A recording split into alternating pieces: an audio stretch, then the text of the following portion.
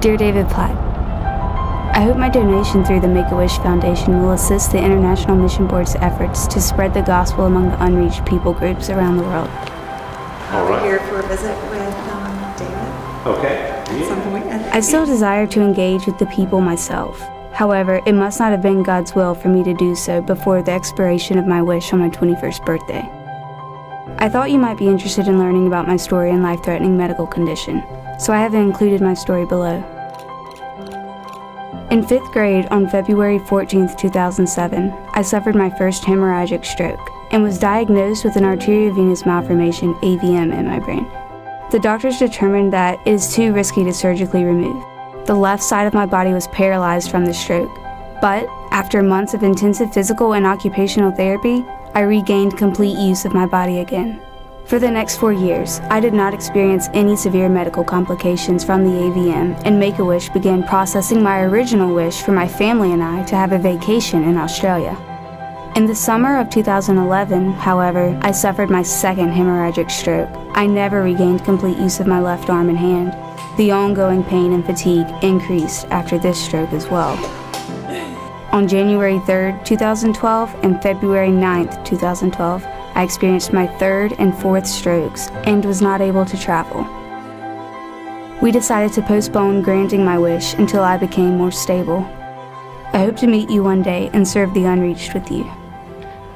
Hi, nice to meet you. Great to meet you. Great to meet you too. Really good to meet you. Yeah. And sorry, Michael, David. we're fine. Michael, it's good to meet you. Hi, I'm Amy. Hey, Amy. So nice to meet you. It's good to meet you all. Yeah, here, y'all want to come back?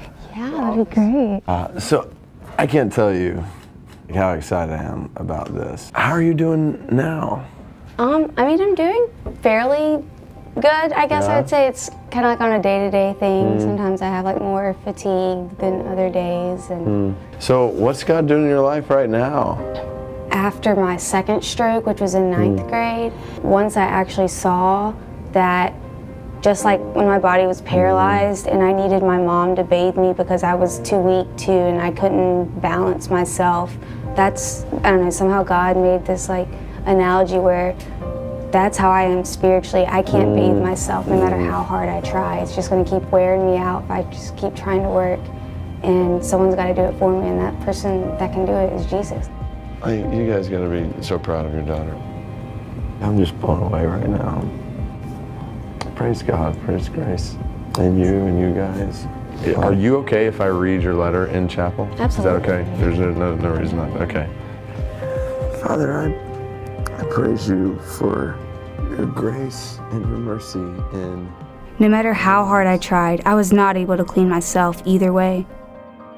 Through the suffering, God has continued to demonstrate His faithfulness and changed my desires to use my Make-A-Wish to make an eternal impact.